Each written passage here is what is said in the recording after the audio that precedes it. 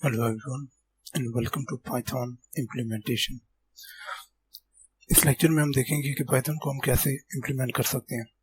Basic से लेकर advance topics तक हम इम्प्लीमेंटेशन देखेंगे और उसके बाद जो आगे आने वाले पार्ट्स होंगे उसमें हम देखेंगे कि हम Python की एक्सरसाइजेस कैसे कर सकते हैं और एंड पे फिर हम Python के कुछ प्रोजेक्ट्स करेंगे। सबसे पहले हम ये जो दिख रहा है आपको, ये नॉर्मल सेल है, इसको हम सेल कहते हैं। यहाँ पर अगर मैं कोई भी वैलिड एक्सप्रेशन लिखूंगा वो मुझे उसी तरह प्रिंट कर देगा। जैसे मैंने 12 लिखा, मुझे प्रिंट हो गया और मैं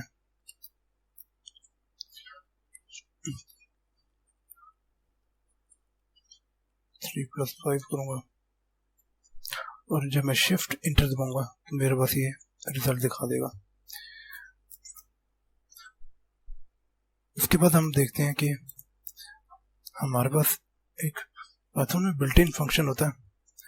अब क्योंकि यहाँ पर तो मेरे पास ऑलरेडी ये शो हो रहा है बिना मुझे कोई कमांड यूज़ किए, मैंने सिर्फ जो मैथ में हम करते हैं कि 3 + 5 तो हमारे पास आंसर आ जाता है, तो उसी तरह इसमें भी मुझे डिस्प्ले कर दिए 8 को। लेकिन कभी ऐसा हो जाता है कि हमें जब पाइथन की लाइन्स हम लिखते हैं तो हमें मल्टीपल लाइन्स लिखनी पड़ जाती है और मल्टीपल लाइन्स में फिर हम इस तरह कुछ प्रिंट करना हो या कुछ स्क्रीन पे डिस्प्ले करना हो तो हम दरमियान में इस तरह कुछ नहीं लिख सकते कि 3 + 5, तो उसका फिर हमें वो मशीन हमें जवाब दे दे। तो उसके लिए हम कमांड यूज़ करते हैं, बिल्ट इन फंक्शन इसको हम कहते हैं, इसको प्रिंट कहते हैं, जो कि एक बिल्ट इन फंक्शन है जो कि इसके अंदर जो भी हम लिखेंगे या जो भी हम प्रिंट कराना चाहेंगे, डिस्प्ले स्क्रीन पर कराना चाहेंगे, तो वो हम इस राउंड ब्रैकेट्स के अंदर लिखेंगे और हमारे पास वो डिस्प्ले हो जाएगा स्क्रीन पे। जैसे कि मैं इसी 3 + 5 को मैं लिखता हूँ तो मेरे पास आंसर सेम है, लेकिन मैं इसको 3 + 5 को मैं जब ज़्यादा लाइन्स लिखूंगा तो उनमें मैं 3 + 5 को दरमियान में नहीं लिख सकता।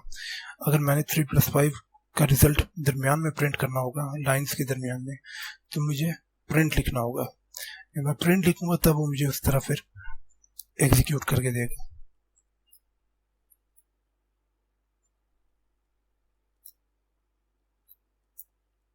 मैं यहाँ पर लिखता हूँ जैसे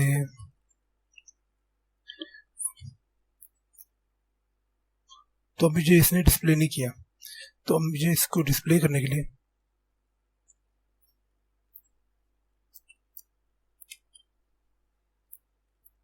यहाँ मैं 9 लिख लेता हूँ। तो ये आप देख सकते हैं जब मुझे डिस्प्ले करना होगा लाइंस के दरमियान में, अभी इस बार तो मैंने इस एग्जांपल में मैंने टॉप पे लिखा है, तो हमें जब बिल्कुल लाइंस के आगे पीछे जब हमने कुछ प्रिंट करना होगा तो उसके लिए हम पाइथन की बिल्ट इन फंक्शन यूज़ करेंगे जिसको हम प्रिंट कहते हैं। हम प्रिंट लिखेंगे, प्रिंट के साथ ये राउंड ब्रैकेट्स हैं, ओपनिंग ब्रैकेट, क्लोजिंग ब्रैकेट, और उसके अंदर फिर हमने प्लस किया 9 + 5 को। यहाँ पर हम कोई भी मैसेज, कोई भी वैल्यू को प्रिंट कर सकते हैं। अब मैं यहाँ पर एक मैसेज प्रिंट करता हूँ, या मैं नेक्स्ट लाइन में कर लेता हूँ।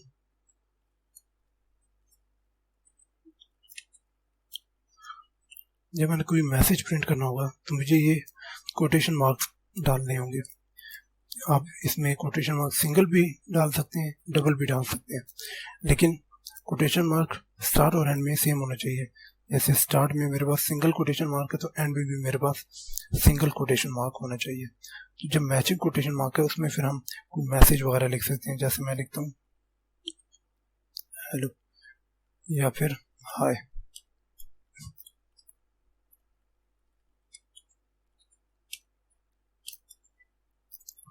ये मेरे पास प्रिंट हो गया। इसी तरह जब मैं लिखूंगा डबल कोटेशन मार्क में तो वही रूल होगा कि स्टार्टिंग में भी डबल होना चाहिए, एंडिंग में भी डबल होना चाहिए। तो मैं जब दोबारा लिखता हूँ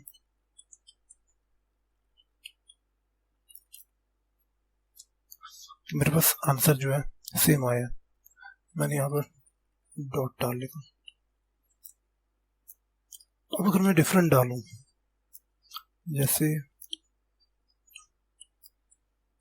अब यहाँ पर मेरे पास ऑटो में दोनों जनरेट हो रहे हैं, मीन्स कि सेम कोटेशन मार्क्स जनरेट हो रहे हैं। इन एनी केस आप कोई ऐसा इंटरप्रेटर यूज़ करते हो, इंटरप्रेटर होता है जो हम जिसपे हम पाइथन रन करते हैं, इंटरप्रेटर यूज़ करते हो जिसमें वो आपको खुद जो कोटेशन मार्क है स्टार्ट हो रहे हैं वो आपको खुद डालना पड़ता है।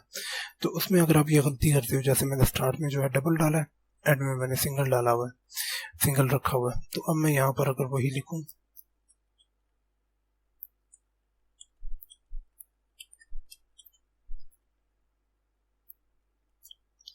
तो मेरे पास एरर आएगा कि आपकी जो, जबकि ये इंडिकेट तो बिल्कुल एंड पे कर रहा है, लेकिन मेरी मिस्टेक ये थी कि मैंने मैचिंग नहीं रखा हुआ था। अब हम देखते हैं कि वेरिएबल्स देख लेते हैं।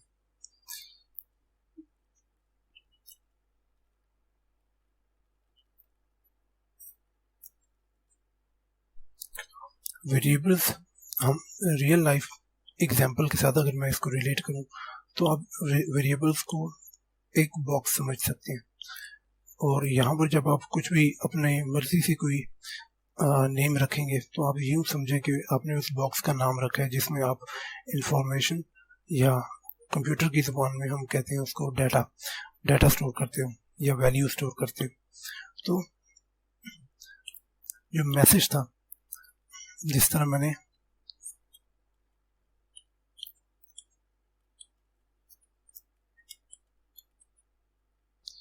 अब ये एक तरह का, ये अगर आप यूं समझें कि ये एक इंफॉर्मेशन है, तो ये इंफॉर्मेशन जो है सेव हो रही है इसमें एक्स में, जो कि नाम है, एक्स नाम है, और आप यूं समझे कि वेरिएबल का नाम है, तो एक्स जो है एक वेरिएबल का नाम है, या फिर डेली लाइफ एग्जांपल से रिलेट करूं तो ये आप यूं समझे कि बॉक्स का नाम है जिसमें ये इंफॉर्मेशन स्टोर हो रही है, आई एम अरसलान खान। और इस टोटल को हम स्ट्रिंग कहते हैं। स्ट्रिंग कोई वर्ड भी हो सकता है, कैरेक्टर भी हो सकता है, स्पेशल कैरेक्टर्स भी यूज हो सकते हैं, कोई भी आप यूज कर लें, तो कोई भी स्पेशल कैरेक्टर भी हो सकता है, इवन कि आप इसमें नंबर भी रख सकते हैं। लेकिन आपको स्ट्रिंग बनाने के लिए, जैसे ये नंबर है, अगर आप इसको कोटेशन मार्क के अंदर रखेंगे तो ये नंबर भी स्ट्रिंग ही होगा।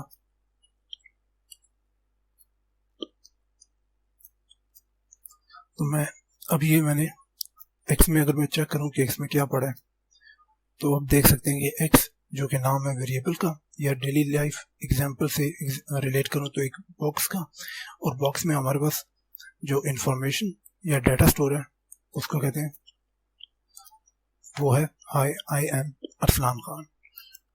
और अगर इसको मैंने प्रिंट करना हो, जो कि एक बिल्ट इन फंक्शन है पाइथन का, तो मेरे पास अब ये क्लीन होकर आ चुका है। पहले ये हमें बता रहा था कि आपने इसमें स्ट्रिंग स्टोर है एक्स में, लेकिन अब जब मैं प्रिंट कर रहा हूँ तो वो मुझे मैसेज दिखा रहे हैं कि इसमें जो आपकी मैसेज है वो ये है कि हाय आई एम अरसलान खान। अब एक्स में मेरे पास, एक्स में मैं इस बार मैं यहाँ कमेंट, जो हैश है पाइथन में इसको कमेंट कहते हैं, और कमेंट हम अपनी आसानी के लिए समझने के लिए लिखते हैं ताकि हमें समझ आए कि लाइन में हो क्या रहा है, कोड में हो क्या रहा है। तो यहाँ मैं लिख लेता हूँ कि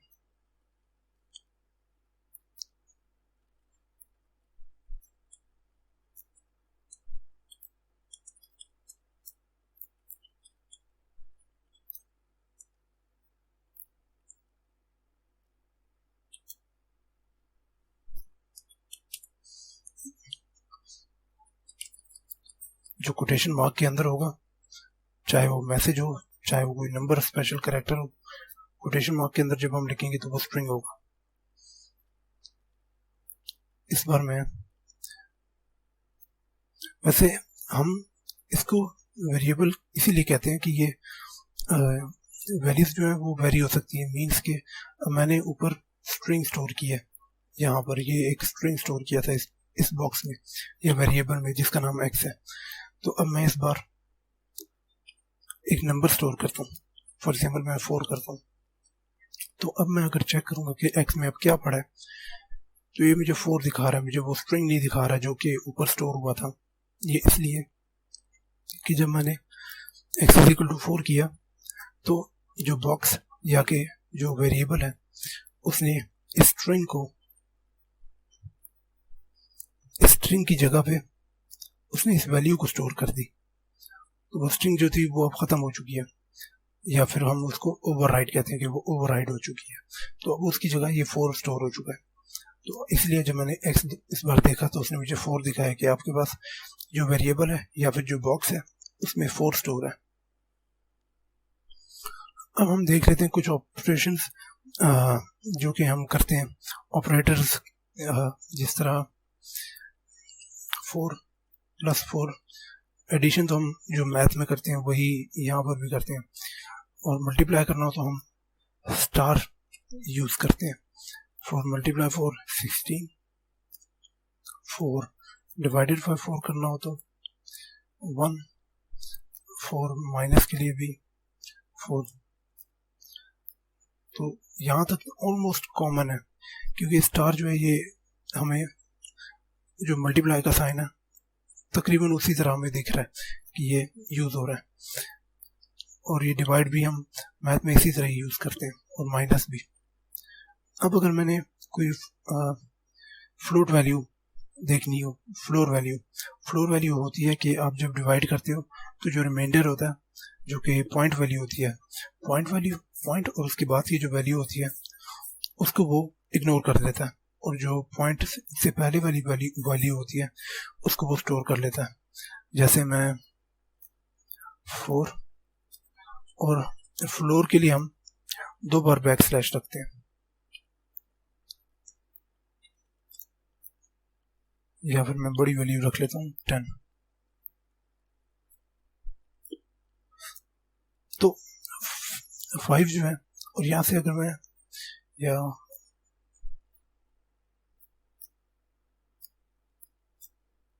तो आप देख सकते हैं कि मेरे पास ये जो पॉइंट और 2 वैल्यू है ये इग्नोर हो चुकी है फ्लोर में।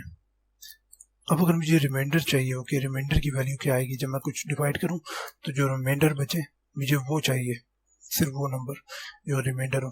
तो उसके लिए हम यूज़ करते हैं परसेंटेज का साइन, जैसे 4%5। तो यहाँ ये होगा, या मैं यहाँ पर भी 11 ही लिख लेता हूँ। तो 11 जब डिवाइड होगा 5 से तो जो रिमाइंडर बचेगा हमें सिर्फ वो रिटर्न होगा। तो 1 जो किस तरह हुआ कि 5 डिवाइडेड बाय 2 10 हो गया, और 1 रिमाइंडर बच गया, तो वो हमारे पास ये उसने रिमाइंडर शो कर दिया।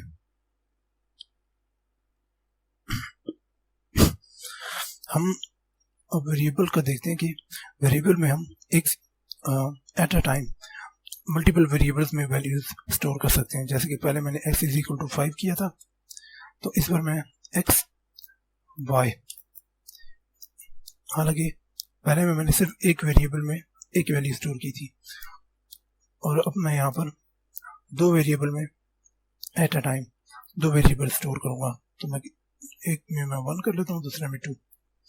अब अगर मैं x देखूँ तो x में 1 स्टोर है, अगेन जो 5 स्टोर था 5 ओवरराइड हो चुका है, मींस 5 काइंड ऑफ अब आसानी के लिए यूँ समझे कि रिमूव हो चुके हैं और 1 स्टोर हो चुका है उसकी जगह। और y अगर मैं चेक करूँ तो y में मेरे पास 2 स्टोर है।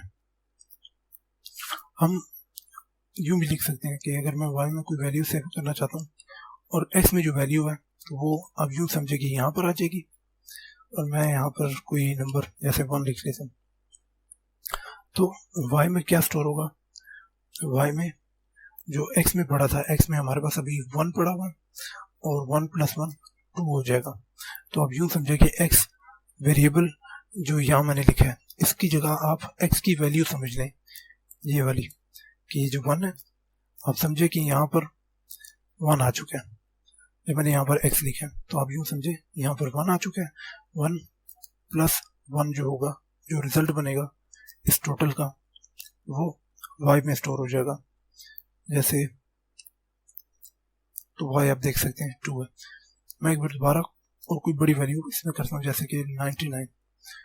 तो अब x में जो कि 1 स्टोर था, आप यूँ समझे यहाँ 1 है, प्लस 99 जो कि रिजल्ट बनेगा, जो भी 1 + 99 का वो y में स्टोर हो जाएगा और y में इस बार 100 स्टोर है।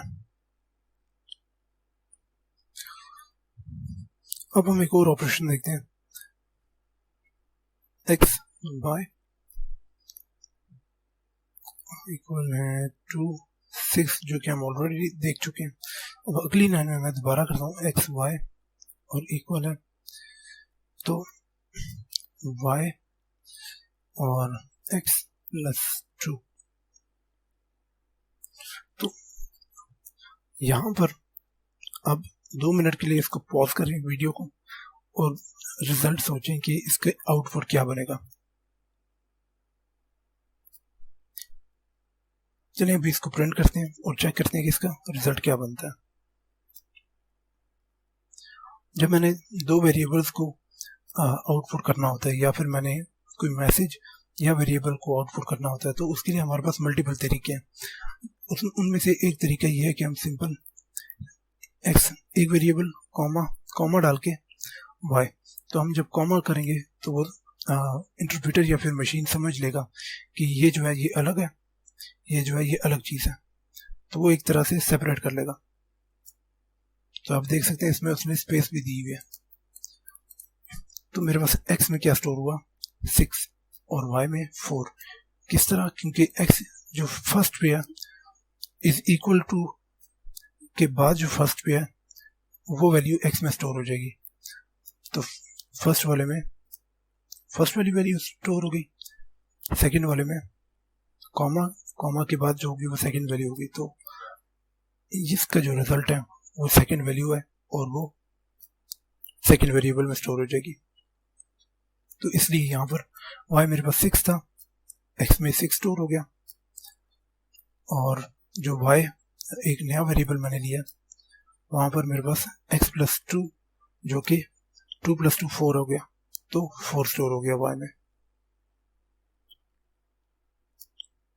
अब हम एक और एक्सरसाइज देखते हैं कि अगर मैं a b is equal to 2 3 करता हूँ, c b is equal to a c plus 1 करता हूँ और उसके बाद point a comma b comma c। तो पॉज करें वीडियो को और इसकी आउटपुट को इमेजिन करें कि क्या आउटपुट बनेगा। चलिए अभी इसको प्रिंट करते हैं कि इसका रिजल्ट देखते हैं क्या बनता है। तो ये एरर दे रहा है। इसकी एरर का इशू क्या है?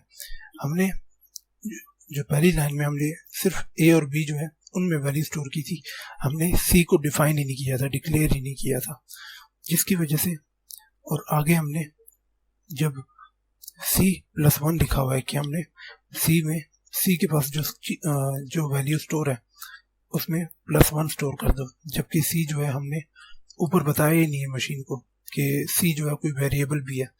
तो इस वजह से वेरिएबल मशीन ने मैसेज हमें दिखा दिया नेम एरर कि आपका जो सी है वो डिफाइन ही नहीं है, आपने सी कोड में बताया ही नहीं है ऊपर, जिसमें आप 1 प्लस करना चाह रहे हो कि 1 जो सी में वैल्यू है वो प्लस 1 हो जाए और रिजल्ट जो है वो वेरिएबल में स्टोर हो जाए।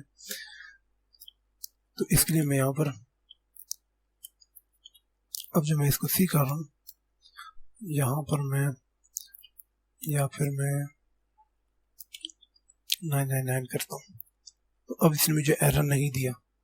और अगली लाइन में जो सी था, सी क्योंकि सबसे पहला वेरिएबल है तो इस इक्वल टू के बाद जो सबसे पहली वैल्यू होगी वो सबसे पहले वेरिएबल में स्टोर हो जाएगी। तो सी में जो ए में पड़ा था वो स्टोर हो गया, जो सेकंड में है वो सेकंड की वैल्यू स्टोर हो जाएगी, तो बी में सी प्लस 1 की वैल्यू स्टोर होगी। और सी में हमारे पास था, सी देखें थर्ड पे है तो थर्ड पे हमारे पास 999 पड़ा है, तो सी में हमारे पास 999 पड़ा था, तो 999 प्लस 1 जो कि 1000 हो गया।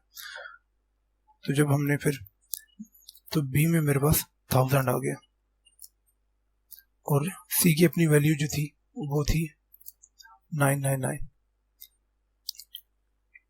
लेकिन जब मैंने सी को यहाँ पर ए किया तो ए की वैल्यू थी 2, तो इस वजह से जो 9 है वो ओवर राइड हो जाएगा और यहाँ पर सी वेरिएबल में ए की वैल्यू स्टोर हो जाएगी।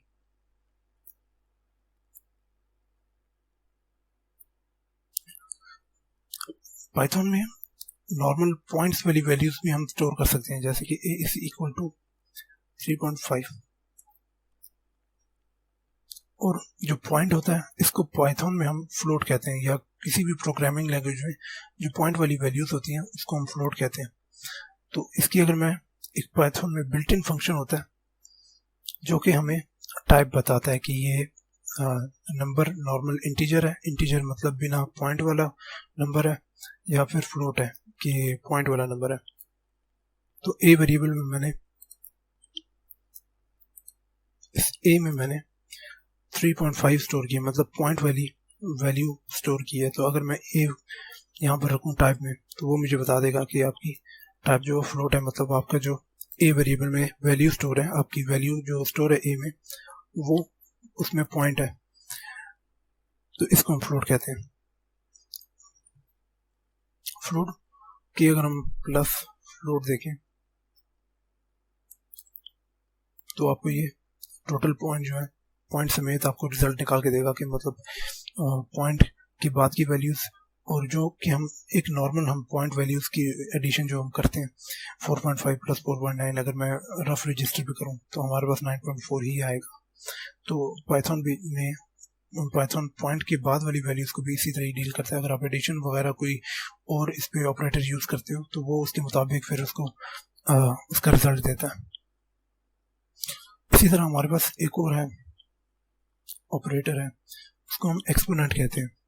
जैसे कि 2 एक्सपोनेंट, अब अगर मैं यहाँ 2 रखता हूँ तो ये मेरे स्क्वायर आ जाएगा। इसका ये मतलब कि आपने यहाँ पर आप उसकी पावर ले रहे हो, 2 की पावर 2 जो कि वैल्यू है, और इसको आप उसकी पावर ले लोगे, ये वाला 2 जो है ये उसकी पावर है, जो कि मैथ में हम 2 को छोटा सा लिखते हैं टॉप पर वैल्यू के।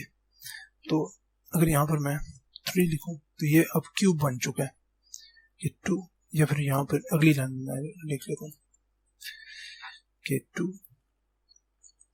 3, तो ये अब क्यूब बन चुका है। तो मैं डबल स्टार डालकर अब यहाँ मैं कोई भी वैल्यू डालूं, जैसे मैं 100 डालता हूँ तो ये 100 जो है ये इसकी पावर बन चुकी है 2 की। तो ये काफी लंबा उसने मुझे आउटपुट शो कर दिया। अब हम मल्टीपल ऑपरेटर्स एक ही लाइन में या फिर एक ही सेल में यूज कर लेते हैं।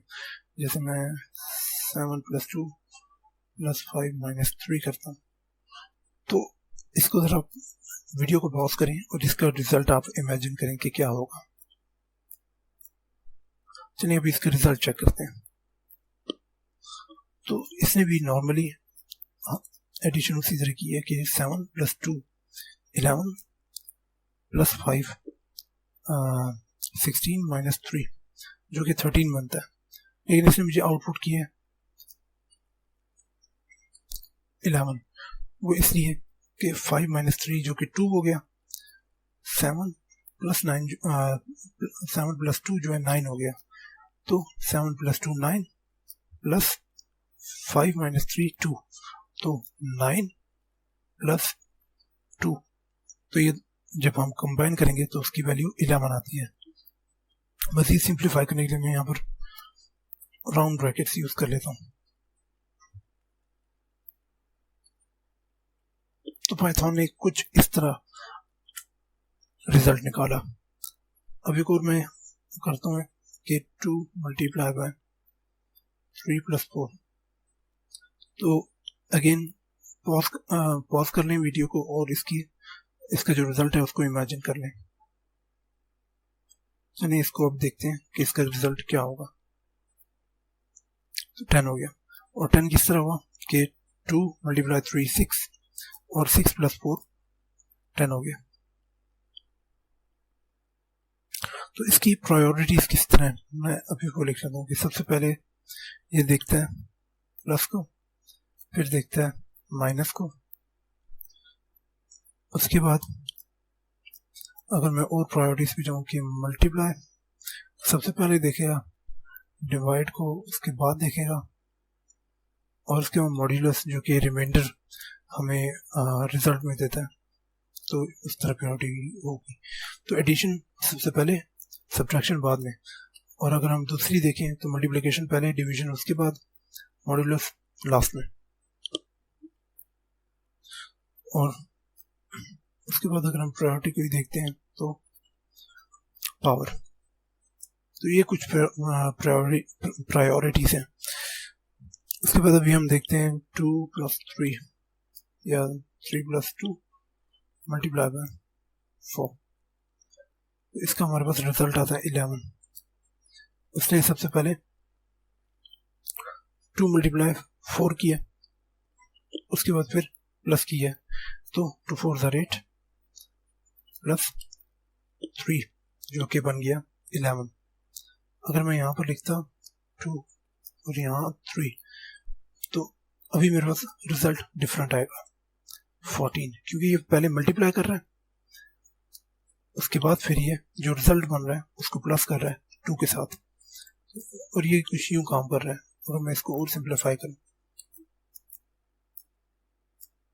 कि 2 प्लस, अब यूं समझे कि इसने 3 × 4 पहले की है, उसके बाद फिर इसने 2 को प्लस किया, कि जो रिजल्ट बना उसको हमें फिर हम इसने डिस्प्ले कर दिया।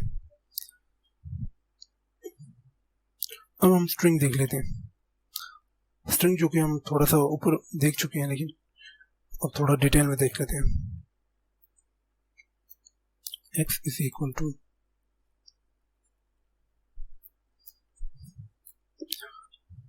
एक नॉर्मल स्ट्रिंग है जो कि मैंने कोटेशन मार्क में मैसेज या कोई वैल्यू कुछ भी लिखना हो, अगर कोटेशन मार्क के अंदर लिखूंगा तो वो एक स्ट्रिंग होगी, चाहे वो सिंगल कोटेशन मार्क मैं यूज़ करता हूँ या फिर डबल कोटेशन मार्क यूज़ करता हूँ।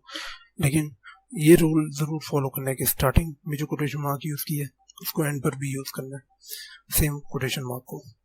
और मैं जो वेरिएबल है उसका नाम x है, और उसमें ये स्ट्रिंग जो है वो स्टोर हो चुकी है या सेव हो चुकी है। मैं एक और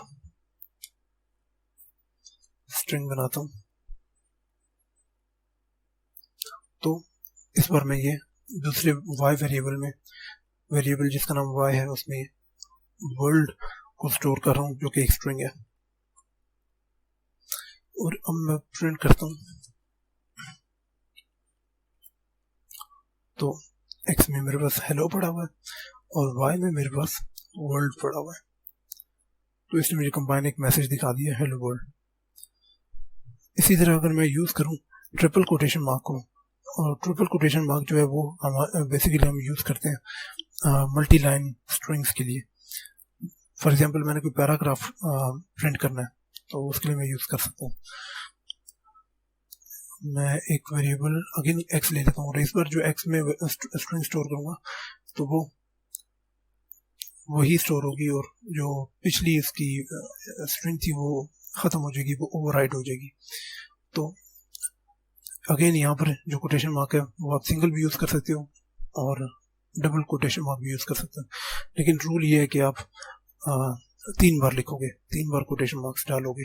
जैसे यहाँ मैंने डाला है कि 1, ये 3 बार, और 3 बार एंड पे, ये 3 बार स्टार्टिंग, 3 बार एंड पे, और इनके दरमियान में कुछ लिखता हूँ।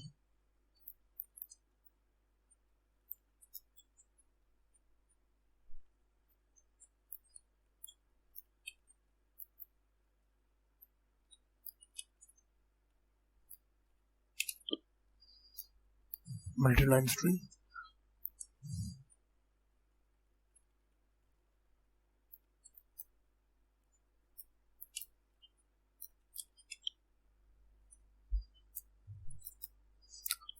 जो मल्टी लाइन स्ट्रिंग है वो x में स्टोर हो चुकी है। अब मैं जब प्रिंट करूंगा,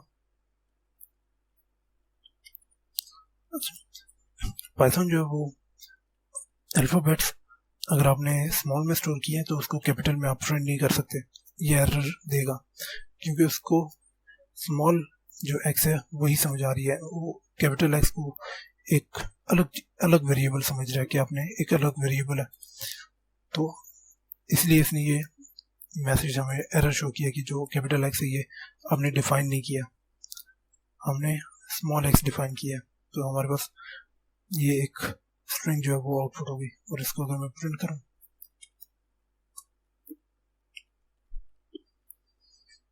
तो प्रिंट में मेरे पास ये 3 लाइनों में मुझे मैसेज दिखा रहा है।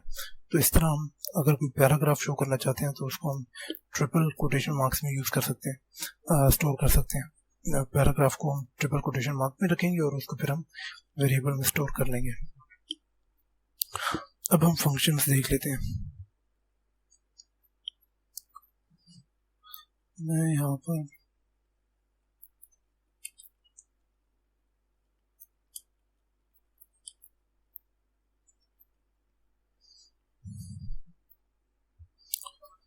फंक्शंस हमें अक्सर ऐसी सिचुएशन में काम आ जाते हैं, जैसे मैंने कोई मैसेज को जो बार बार मैंने शो करना है, लेकिन मैसेज को मैं डिफरेंट लाइन पे दिखाना चाहता हूँ। जैसे कि मैं मतलब कोई एक मैसेज है, उसको मैं एक सबसे पहली लाइन में शो करना चाहता हूँ, उसके बाद फिर मैं टोटल लाइन में जो है वो 10 है, तो सबसे पहली लाइन पे शो किया, उसके बाद फिर मैं पांचवी लाइन पे शो करना चाहता हूँ और उसके बाद फिर 10वीं लाइन पे मैं शो करना चाहता हूँ। तो यहाँ पर हमें बार बार वही चीज़ को लिखना पड़ेगा कि आपने जो मैसेज है वो पहली लाइन पे भी लिखोगे, दूसरी पे भी लिखो, पांचवी पे भी लिखोगे, 10वीं पे भी लिखोगे। फंक्शन ऐसी जगह पे हमें काफ़ी काम आ जाती हैं कि हम एक ही बार में सिर्फ मैसेज लिखते हैं फंक्शन के अंदर और उसी को फिर हम यूज़ कर लेते हैं। पहली में भी हमने फंक्शन कॉल किया तो पहले में भी वो मैसेज हो गया। फंक्शन एक छोटा सा, मतलब जब कॉल करेंगे तो सिर्फ फंक्शन का नाम और ब्रैकेट्स यूज करेंगे और इसमें से पैरामीटर जिसको आप यूं समझे कि उसमें, या फिर आप यूं उसमें वैल्यू अगर हम पास करना चाहते हैं तो वो हम कर सकते हैं, लेकिन ये हम आगे देखेंगे। तो शॉर्ट में ये था कि फंक्शन जो है 5वीं लाइन पे भी हम उसी तरह सिर्फ नाम लिखेंगे और ब्रैकेट यूज करेंगे, तो जो हमारा मैसेज है वो पुराना जो हमने फंक्शन के अंदर लिखा था वो खुद ब खुद वहाँ पर प्रिंट आ जाएगा, खुद ब खुद दोबारा से आ जाएगा, क्योंकि हम उसको कॉल कर रहे हैं। तो इसको हम मज़ीद डिटेल में आसानी में देखते हैं कि किस तरह होता है। ये जो डेफ है ये कीवर्ड है, और स्क्वायर में भी जो ये स्क्वायर है ये मैंने खुद लिखा है, ये यूज़र की मर्जी होती है वो क्या नाम रखना चाहता है। यहाँ पर मैं रखता हूँ फिलहाल मैं कुछ नहीं रखता, मैं ये ब्रैकेट्स हैं और इसमें हम अक्सर हमारे पास वैल्यूज आती हैं और इसको हम फंक्शन हेडर कहते हैं इस पूरे को। और फंक्शन के अंदर जब हम काम करते हैं तो ये आप देख रहे हैं एक स्पेस है, स्पेसिफिक स्पेस है, और ये अगर इसके 2 ऑप्शन है कि आप या तो 4 बार स्पेस दबा दो, 1 2 3 4, तो अब मेरे पास कोई एरर नहीं आएगा अगर मैं प्रिंट करूं कुछ।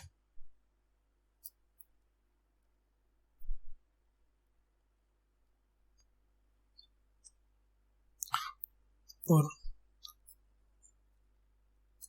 तो अब आप देख सकते हैं कि जब मैंने कोई स्पेस नहीं डाला तो एक्सपेक्टेड इंडेंटेड ब्लॉक, तो वो मशीन जो है वो ये इसलिए एरर दे रहा है कि जो फंक्शन हेडर मैंने यहाँ पर लिखा है तो वो उसको उसकी बॉडी नहीं मिल रही फंक्शन की, कि ये जो फंक्शन है तो वो ये इसकी बॉडी जो है वो एक्सपेक्ट कर रहा था और उसको ये नहीं मिली। तो ये कह रहा है कि अगर ये चीज़ फंक्शन का हिस्सा है तो इसको अब इंडेंट कर लो।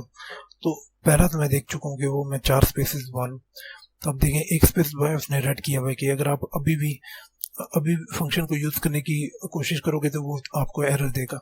2 बार किया अगेन रेड दिया, 3 रेड है, लेकिन जब 4 किया तो उसने ग्रीन कर दिया, मीन्स कि अब कोई एरर आपके पास शो नहीं होगा। अब मैं इसको दोबारा हटाता हूँ और मैं सिंपल टैब दबाता हूँ जो कि कैप्स लॉक के ऊपर बटन है। तो अगेन ये सिंपल भी था, शॉर्टकट भी है और उसने ग्रीन ही रखा हुआ है क्योंकि अब मैं यूज़ कर सकता हूँ इसको। और अगर मैं इसको इंडेंट को हटाऊं जो मैंने अभी ऑलरेडी किया है तो उस वक्त मुझे ये एरर नहीं दे रहा, क्योंकि नॉर्मल जो हम अभी तक कोडिंग कर रहे थे तो उसमें हम इस तरह कोई स्पेसेस नहीं डाल रहे थे, तो अभी मशीन इस वक्त तक तो नहीं समझ पाया कि ये फंक्शन का हिस्सा है तो मुझे है या नहीं। वो यूँ देख पा रहा है कि ठीक है इसने स्टार्टिंग में लाइन में लिखा हुआ है, और स्टार्टिंग लाइन में कोई भी कोड लिखो तो लिखना जायज़ है, आप लिख सकते हो। लेकिन जब हम चलाएंगे तो वो फिर एरर इसलिए देता है कि उसको जो ये फंक्शन हेडर है, मतलब हमने जो एक स्पेसिफिक फंक्शन बनाने की अभी कोशिश की है, तो वो इसका हिस्सा मांगते हैं। इसके अंदर जो काम होना था वो पूछता है कि यार वो कहाँ है। मीन्स जो आसान लफ्ज़ में कहूँ तो फंक्शन बॉडी कहाँ है। तो मैं टैब दूंगा तो अब ये एक तरह से फंक्शन बॉडी का हिस्सा है, या ये फंक्शन बॉडी है आपकी। अब मैं जब इसको यूज़ करूँ तो ये जैसे स्क्वायर, तो मैंने सिर्फ फंक्शन का नाम लिखा और मैंने राउंड ब्रैकेट्स डाले, इसने मुझे हेलो लिख दिया। और अब अगर मैं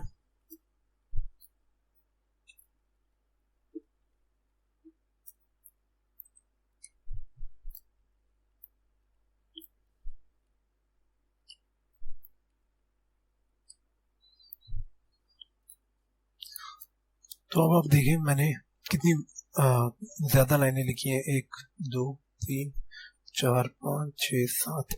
मैंने 7 बार प्रिंट लिखा है, जिसका जो मैंने प्रिंट किया इसको, जो मैंने फंक्शन, इसको हम फंक्शन कॉल कहते हैं।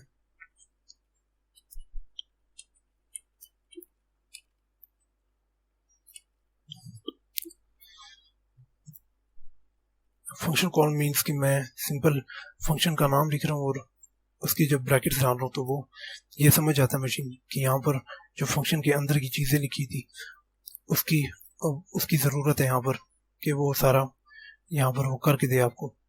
तो मैंने अंदर सारा प्रिंट लिखा हुआ था, तो उसने, और मैंने यहाँ इस लाइन में, इस सेल में कोई दोबारा मैंने प्रिंट वगैरह नहीं लिखा, मैंने सिर्फ फंक्शन का नाम और राउंड ब्रैकेट्स लिखे, जिसकी वजह से उसने मुझे ये सारा प्रिंट करके दिखा दिया। अब फॉर एग्जांपल मैंने स्क्वायर को मैंने दोबारा यूज़ करना है, लेकिन इस बार मैं दरमियान में उसी तरह जो मैंने ऑलरेडी एग्जांपल बताई थी कि मैं पहली लाइन में, उसके बाद डिफरेंट कोई लाइन में, मतलब एक नॉन सीक्वेंस लाइन में इसको यूज़ करता हूँ। तो ये मुझे दोबारा प्रिंट इतनी, जिस तरह मैंने यहाँ 7 8 या 6 7 बार जो मैंने प्रिंट लिखे थे, तो एक कंडीशन ये थी कि मैं पहली लाइन में भी इसी तरह 6 7 बार प्रिंट लिखता, फिर 5वीं 6ठी लाइन में अगर मुझे इसकी ज़रूरत पड़ती दोबारा प्रिंट लिखने की, तो सेम मैसेज को डिस्प्ले करने की, तो मैं उसके लिए दोबारा फिर 5 6 बार प्रिंट लिखता, एंड सो ऑन, मैं उसको बार बार लिखता रहता। तो फंक्शन ने मेरा काफ़ी काम आसान कर दिया। मैंने एक ही बार लिखा फंक्शन के अंदर और उसको मैंने सिर्फ कॉल किया, तो उसने मुझे ये सारा मैसेज शो कर दिया। तो इस बार अगर मैं करता हूँ कि प्रिंट 8 + 5, उसके बाद फिर मैं स्क्वायर, इस बार मैं फंक्शन कॉल करता हूँ, उसके बाद फिर प्रिंट 99 + 110,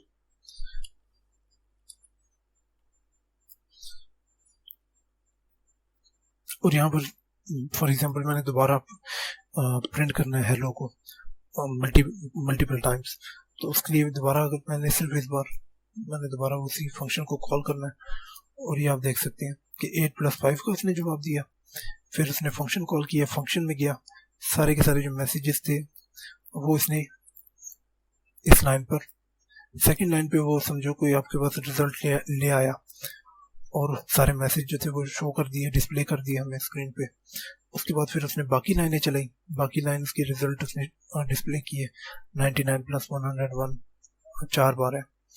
और उसके बाद जब मैंने दोबारा फंक्शन को कॉल किया तो उसने मुझे दोबारा से सारे जो है रन कर दिए। मीन्स कि मुझे बार बार ये हेलो जो है ये लिखने की ज़रूरत नहीं पड़ी, हेलो 1 2 3 4 5 6 और अगेन हेलो 1 2 3 4 5 6, ये मुझे सिर्फ एक ही बार मैंने लिखा और मैंने फंक्शन को यूज़ किया, और उसने मैंने इस फंक्शन को जितनी बार यूज़ करना चाहूँ मैं कर सकता हूँ।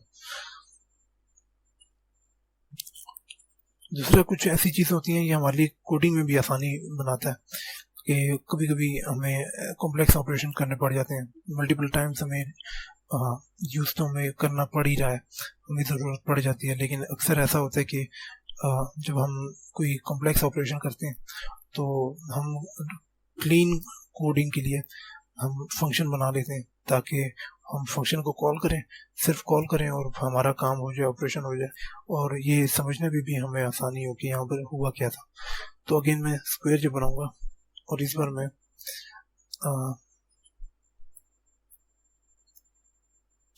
मैं एक वैल्यू भी ले लूँगा इस बार, इसको हम आर्ग्यूमेंट कहते हैं। जब फंक्शन के हेडर में होगा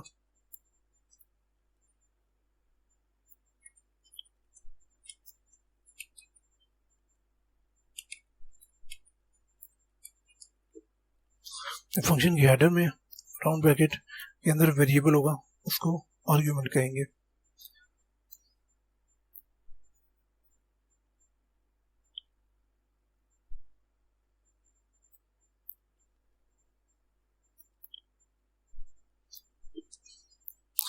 और मैं प्रिंट करता हूँ x की पावर 2। तो ये मेरा एक फंक्शन बन चुका है जिसमें मैं मज़ीद सिंप्लीफाई भी करता हूँ कि अब मैं यहाँ पर कोई भी राउंड ब्रैकेट में वैल्यू लिखूंगा वो यहाँ पर आ जाएगी।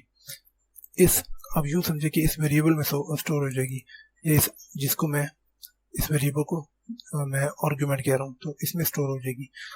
और उसके बाद मैं डिस्प्ले कर रहा हूँ कि जो भी यहाँ पर वैल्यू है उसका आप स्क्वायर ले लो और स्क्रीन पे डिस्प्ले कर दो जब मैं कॉल करूँ। तो मैं जब यहाँ 2 लिखूंगा तो इसने मुझे 4 दिखा दिया। क्यों? क्योंकि ये 2 जो है ये 2 यहाँ पर आ गया और अब यूँ समझे कि x में 2 स्टोर हो चुका और 2 की जब मैंने पावर ली वो 4 हो गया और 4 को फिर मैंने प्रिंट कर दिया स्क्रीन पे। मैंने इसको कमांड दी कि मुझे स्क्रीन पर दिखा दो और जब ये स्क्रीन पर हमें इस लाइन में शो हुआ जब मैंने इसको कॉल किया, क्योंकि इसने जो रिजल्ट है वो यहाँ पर हमें डिस्प्ले कर दिया इस लाइन में। अब अगर मैं स्क्वायर की जगह 2 की जगह 5 अगर मैं करता हूँ तो मेरे पास 25 डिस्प्ले हो रहा है कि ये 5 जो इस बार x में 5 स्टोर हो गया और अगेन 5 की पावर जो है वो हमारे पास प्रिंट हो जाएगी यहाँ पर।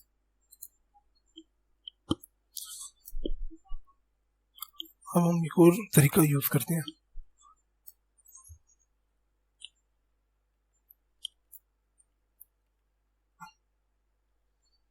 इस पर मैं रिटर्न करूंगा।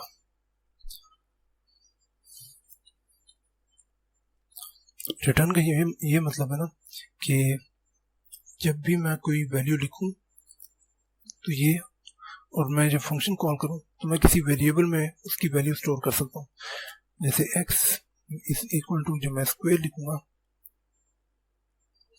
और इस बार मैं जब 2 पास करूंगा तो इस स्क्वायर जब मैंने 2 पास किया तो वो इस वेरिएबल में स्टोर हो गया और वेरिएबल x में, और x की पावर 2 थी तो मतलब स्क्वायर हो गया और स्क्वायर रिजल्ट का रिटर्न कर रहा है। मीन्स के ये रिजल्ट जो है ये रिटर्न कर रहा है। तो मीन्स यहाँ पर रिटर्न कर रहा है कि इस पूरे की जगह आप यूँ समझो कि स्क्वायर जो मैं अच्छा इसको पैरामीटर वैसे कहते हैं।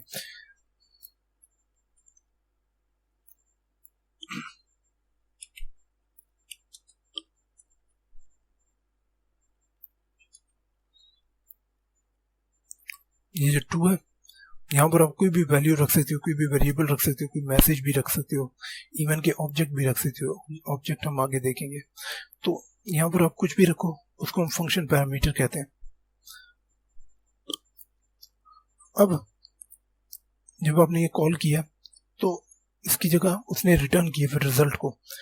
तो स्क्वायर जब मैंने कॉल किया तो जो रिटर्न के साथ मैंने लिखा हुआ था तो मैंने मशीन को बताया हुआ था कि कमांड लिखी हुई थी कि आपने रिटर्न करना है x की पावर 2। तो यहाँ पर आप यूँ समझो कि ये जो x स्क्वायर जो है स्क्वायर जिसमें मैंने 2 पास किया था तो उसने मुझे यहाँ पर रिजल्ट जो है वैल्यू जो है रिजल्टेंट वैल्यू वो यहाँ पर रख दी है। तो 2 की पावर 2 जो है जो कि 4 बनती है। आप यूँ समझो कि इस स्क्वायर ब्रैकेट में जो 2 लिखा हुआ है इसकी जगह यहाँ पर 4 लिखा हुआ है और वो इस वेरिएबल में स्टोर हो चुका है। तो अब जब मैं इसको x को आउटपुट करूंगा तो ये आप देख सकते हैं 4 दिखा रहा है। इसी तरह जब मैं स्क्वायर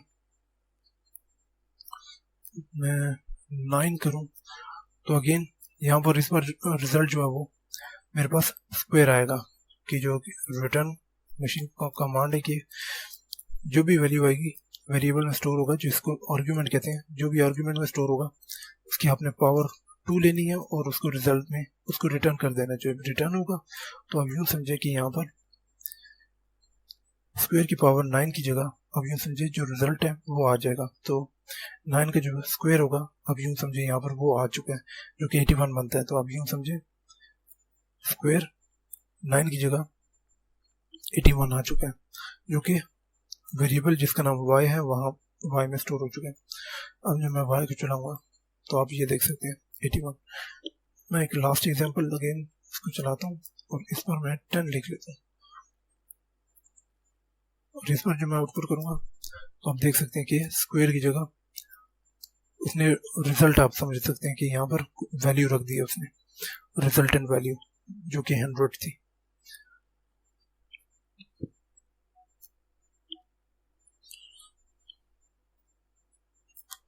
अब हम करते हैं एरिया फाइंड करते हैं।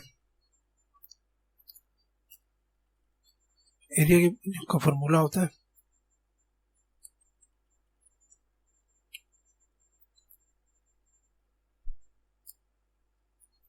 पाई मल्टीप्लाई बाय आर का स्क्वायर। तो मैं यूं कर लेता हूँ।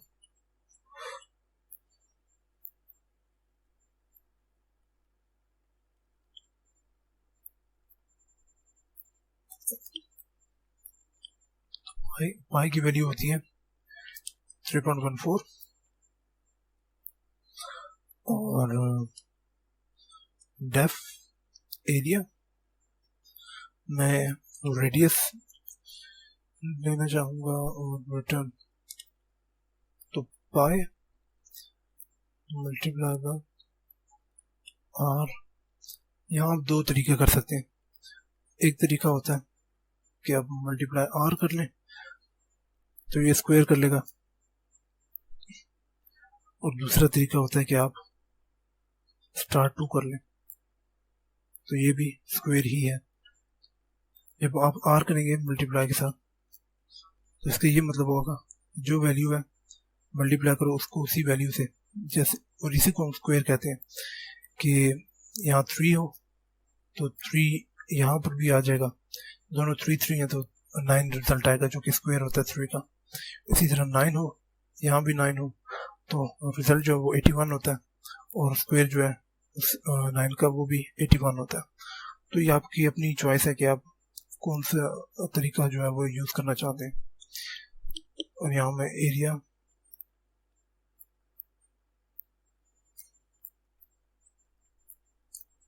रेडियस मैंने जब 8 सेंड की है तो उसने मुझे 8 रिजल्ट दिखा दिया। अब यहाँ पर ये समझने वाली चीज़ है, इसको हम ग्लोबल वेरिएबल कहते हैं। और ग्लोबल वेरिएबल जो होता है वो फंक्शन के अंदर इस्तेमाल हो सकते हैं, जिस तरह ये है।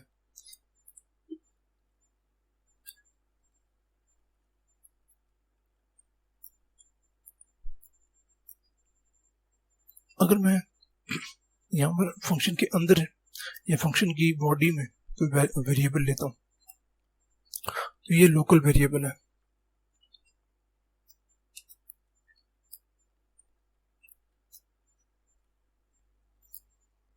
ग्लोबल वेरिएबल जो फंक्शन के अंदर भी इस्तेमाल हो सकता है, जैसे ये फंक्शन के बाहर मैंने लिखा था और इसको मैं फंक्शन के अंदर इस्तेमाल कर रहा हूँ। लेकिन जो x इज इक्वल टू 1 है ये सिर्फ फंक्शन के अंदर इस्तेमाल हो सकता है, ये फंक्शन के बाहर इस्तेमाल नहीं हो सकता। जैसे मैं ये अब ये जो आप देख सकते हैं जो स्टार्टिंग में ये आ चुका है, स्टार्टिंग में अगर मैं x ये प्रिंट करता हूँ, अगर मैं x लिखूं तो ये फंक्शन का हिस्सा नहीं है ये प्रिंट जो है। तो अब अच्छा इसने मुझे रिजल्ट शो कर दिया।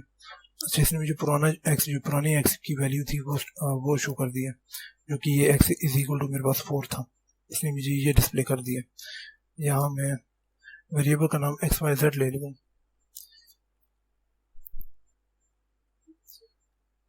अब यहाँ पर XYZ में 1 स्टोर है और इसको मैं फंक्शन से बाहर एक्सेस करने की कोशिश करता हूँ। तो अब आप देख सकते हैं क्योंकि ये फंक्शन का हिस्सा था, ग्लोबल वेरिएबल नहीं था, लोकल वेरिएबल था, तो मशीन जो है जब मैंने इसको फंक्शन के बाहर लिखा तो वो इसको समझ नहीं सका कि ये वेरिएबल XYZ जो है ये आपने डिफाइन ही नहीं किया। हालांकि इसको मैंने फंक्शन के अंदर डिफाइन किया था। तो इस वजह से ये जब मैं इसको बाहर एक्सेस करने की कोशिश कर रहा हूँ तो ये मुझे एरर दे रहा है। तो ये डिफरेंस था लोकल, ग्लोबल और लोकल वेरिएबल में, कि ग्लोबल को हम फंक्शन के अंदर इस्तेमाल कर सकते हैं, लेकिन लोकल जो है वो फंक्शन के अंदर ही इस्तेमाल हो सकता है, फंक्शन के बाहर इस्तेमाल नहीं हो सकता। ग्लोबल फंक्शन के बाहर भी इस्तेमाल हो सकता है और अंदर भी इस्तेमाल हो सकता है। अब हम एक और एग्जांपल देखते हैं कि मैंने कोई डिफरेंस लेना है। इस बार मैं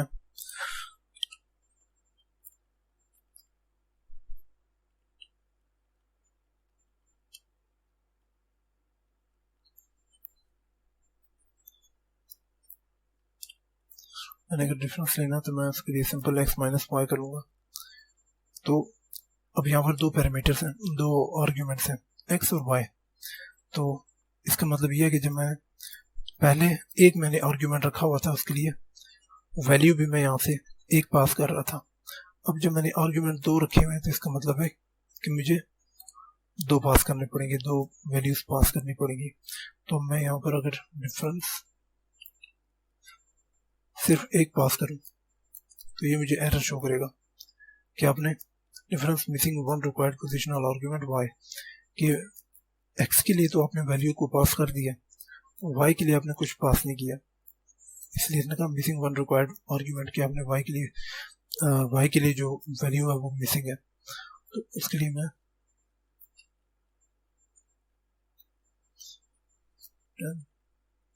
20, तो अब मैंने दोनों एक्स के लिए भी पास कर रहा हूँ, वाई के लिए भी पास कर रहा हूँ। तो जो रिजल्ट है वो है कि 10 जो कि x था, 20 जो कि y था। तो रिजल्ट में मेरे पास x में 10 था, y में 20 था। तो 10 माइनस 20 जो कि माइनस 10 होता है। और रिजल्ट में हमने उसको रिटर्न की कमांड दी हुई है कि हमें अपने वैल्यू को रिटर्न करना है। तो उसने यहाँ पर उस वैल्यू को, आप यूँ समझिए कि यहाँ पर वो रिजल्ट जो है ले आया। तो 10 माइनस 20 का जो रिजल्ट बनेगा वो यहाँ पर आ जाएगा।